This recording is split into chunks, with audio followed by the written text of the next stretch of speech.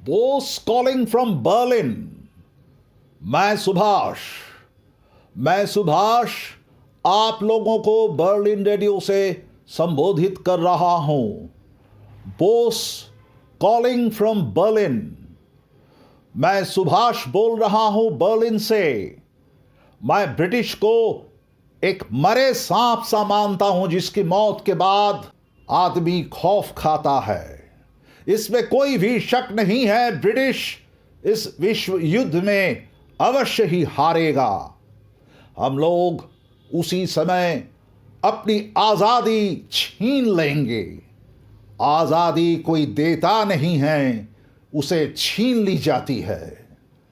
बावजूद ब्रिटिश सरकार के प्रचार के समस्त समझदार भारतीयों के लिए यह स्पष्ट हो जाना चाहिए कि इस विस्तीर्ण पृथ्वी में भारतवर्ष का मात्र एक ही दुश्मन विद्यमान है, जो दुश्मन 100 वर्षों से भी अधिक समय से उसका शोषण करता आ रहा है। जो शत्रु हमारी मातृभूमि भारतवर्ष का रक्तपान किए जा रहा है, वो है ब्रिटिश साम्राज्यवाद। मेरी सारी चिंताएं सिर्फ और सिर्फ भारत के लिए है।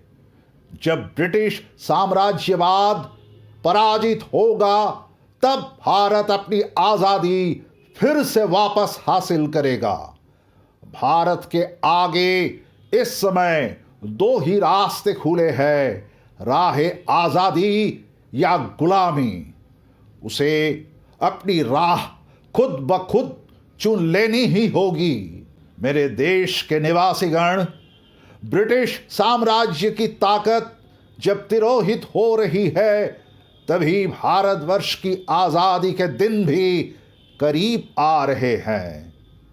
मैं आप लोगों को याद दिलाना चाहता हूं कि सन 1857 में भारत के आजादी की पहली लड़ाई शुरू की थी।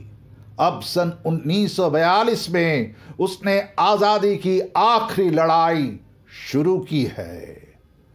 आप सब कमर कस लें। भारतवर्ष की आजादी की घड़ी बस वो आने को है। ब्रिटिश सरकार की दलाल मीडिया मुझे दुश्मन का दलाल कहकर चिन्हित कर आपको भ्रमित कर रही है। जब मैं देशवासियों से कुछ निवेदन करना चाहता हूं, तब मुझे किसी भी पहचान पत्र की आवश्यकता नहीं है। मेरा संपूर्ण जीवन ब्रिटिश साम्राज्यवाद के विरुद्ध एक अथक संग्राम है और वही मेरा असली प्रमाण पत्र है। मैं जिंदगी भर भारत का ही सेवक हूं। जिंदगी के आखिरी पल तक वही रहूंगा भी। मेरा सारा समर्पण, सारी लॉयल्टी सिर्फ मेरी मातृभूमि के लिए ही रहेगी, चाहे विश्व में कहीं भी रहूं। जय हिंद।